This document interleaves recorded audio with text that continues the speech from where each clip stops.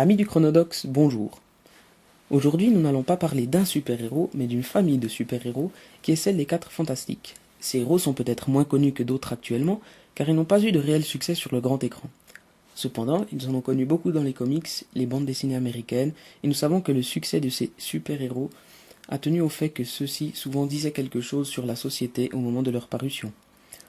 Nous allons donc nous intéresser à cette équipe autour de la question suivante. Quels aspects de la société ces super-héros ont-ils particulièrement reflétés?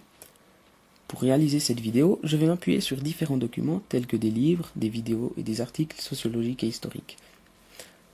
Je vais commencer par vous présenter cette équipe de super-héros, puis je parlerai de certains thèmes socio-historiques que l'on retrouve dans les 4 Fantastiques.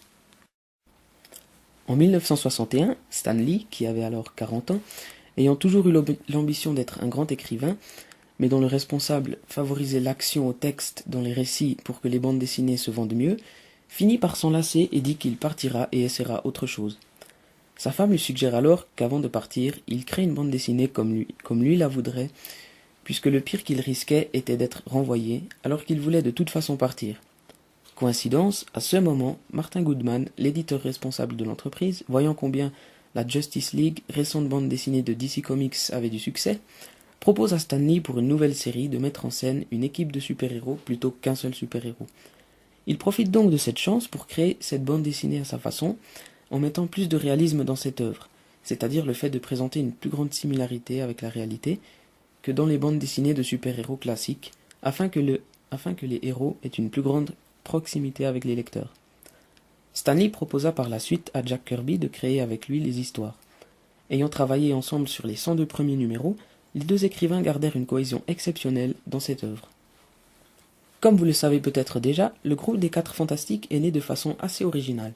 Reed Richards, un brillant et riche scientifique, a construit une fusée et décide d'y embarquer avec sa fiancée Susan Storm, son frère Johnny Storm et un ami de longue date, Benjamin Grimm, qui est un ancien pilote.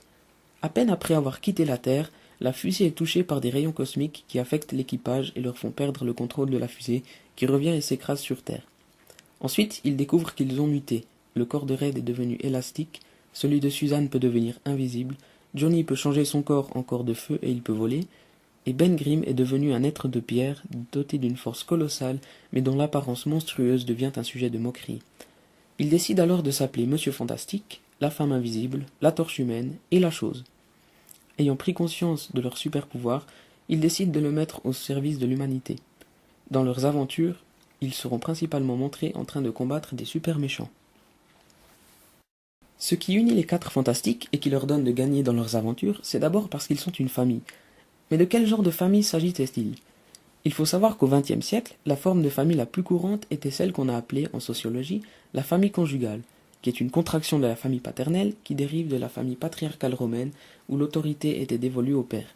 Même si par définition ce type de famille met au centre le couple puis les enfants non majeurs ou non mariés, l'idée d'autorité appartenant au père reste forte dans le XXe siècle. On le constate assez facilement dans les 4 Fantastiques. C'est bien Monsieur Fantastique, le père, qui dirige et maintient le groupe. Et c'est lui qui prend les décisions que le groupe suivra, même s'ils ne sont pas tous d'accord.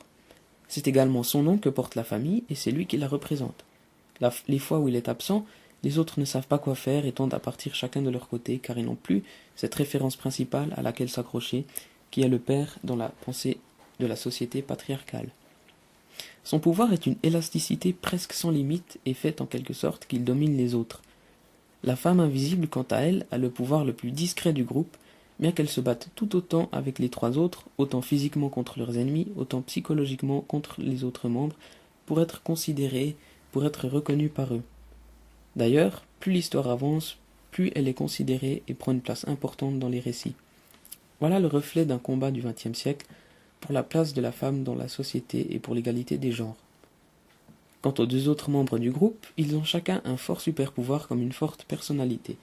Et même en reconnaissant à Reed l'autorité dans la famille, ils sont destinés et veulent plus ou moins consciemment devenir les chefs de la famille car, comme dans le concept patriarcal, ce sont eux qui prendront la relève un jour. En effet, nous les voyons, au fil de leurs aventures, apprendre à exploiter leurs forces, devenir de plus en plus puissants et vaincre leurs ennemis. Nous allons maintenant nous intéresser à une autre famille de super-héros sortie en 2004. J'ai nommé les Indestructibles. Dans ce film d'animation Pixar, La famille de super-héros nous rappelle celle des Quatre Fantastiques, puisque les héros ont pratiquement les mêmes pouvoirs que ceux-ci. Seulement là, c'est l'histoire d'une famille qui vit au début du XXIe siècle, ce qui fait quelques différences, notamment au niveau du rôle que tient chaque personnage dans la famille. C'est Elastigirl, la mère, qui a le pouvoir d'élasticité, et c'est elle qui dirige et maintient la famille. À propos d'une scène coupée, Brad Bird, le réalisateur, disait qu'il aimait l'idée du super-héros qui défend le fait d'être une mère. Quant au père, Monsieur Indestructible, il est certes très fort et pratiquement invulnérable, mais très distrait. Sa vie et son travail ne le passionnant pas, il pense sans arrêt au jour où il agissait en super-héros. Du coup, il ne s'occupe pas assez de sa famille, mais c'est sa femme qui le fait, et qui fait autorité dans la maison. La vie que mène Bob va même le pousser à agir en secret en tant que super-héros, mais en le cachant à sa femme, et cela va créer des tensions dans le couple. C'est Violette, l'adolescente de la famille, qui a les pouvoirs d'invisibilité, et qui est un peu effacée du groupe, exactement comme la femme invisible des Quatre Fantastiques. Et comme elle a ce besoin de trouver sa place et d'être reconnue. Le besoin d'attention est aussi flagrant avec Flèche, le deuxième enfant. Il veut utiliser ses super capacités, mais ses parents ne lui en donnent pas la possibilité, car les super-héros devaient rester incognito. Le dernier de la famille, Jack, dont on ne suspecte aucun pouvoir tant que la mère s'occupe de lui, finit par devenir incontrôlable lorsque sa mère n'est pas là pour prendre soin de lui. Alors quel type de famille avons-nous ici? Eh bien, il s'agit toujours d'une famille conjugale, comme nous l'avons défini plus tôt, mais on y voit les changements depuis celle des Quatre Fantastiques jusqu'à ce début de XXIe siècle. Dans Les Indestructibles, nous avons un père moins présent, ce qui nuance l'autorité paternelle, qui est même moindre que celle de la mère, car c'est elle qui s'occupe de diriger la maison.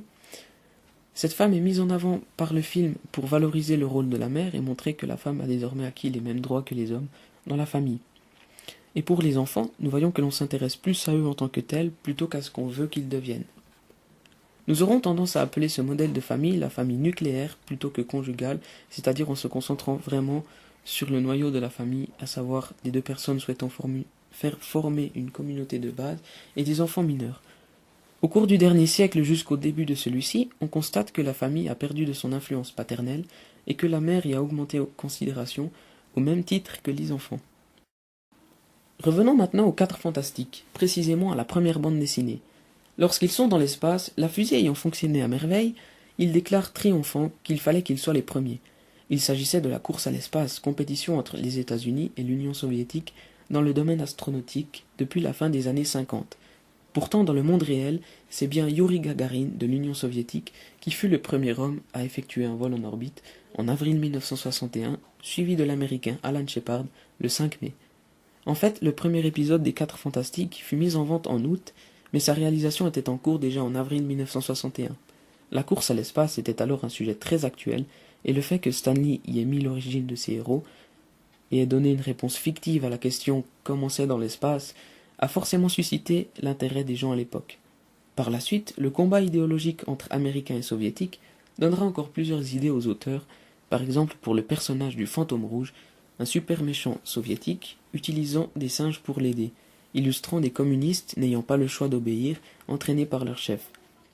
Allant sur la Lune en même temps que les Quatre Fantastiques lors de leur première rencontre, encore dans l'idée de la course à l'espace, il réapparaîtra dans d'autres épisodes pour se venger des Quatre Fantastiques, mais bien sûr ce sont eux qui gagneront à chaque fois.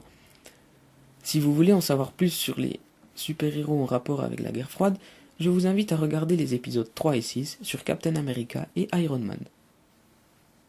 Voici encore quelques thèmes dont les super-héros ont parlé dans l'histoire et qui ont en partie été mis en scène dans les Quatre Fantastiques. Les diverses ségrégations, avec les X-Men, groupe de super-héros rejetés à cause de leurs différences. Également l'introduction de la Panthère Noire, premier super-héros de couleur dans le 52e numéro des Quatre Fantastiques. Il y a aussi le combat pour l'égalité des genres, avec la femme invisible, se battant pour être considérée et entendue des autres. Mais vous pourrez découvrir tous ces thèmes plus en détail dans d'autres épisodes de cette saison de Chronodox.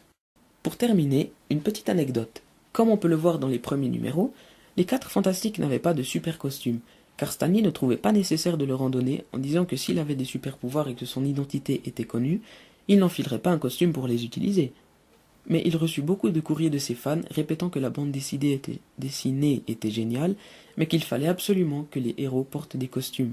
Il dit en riant n'avoir jamais compris pourquoi, mais pour une certaine raison, les lecteurs qui aimaient les super-héros voulaient qu'ils portent un costume. Voilà pour cet épisode, j'espère que vous l'avez apprécié. Dans le prochain, nous vous parlerons de Spider-Man.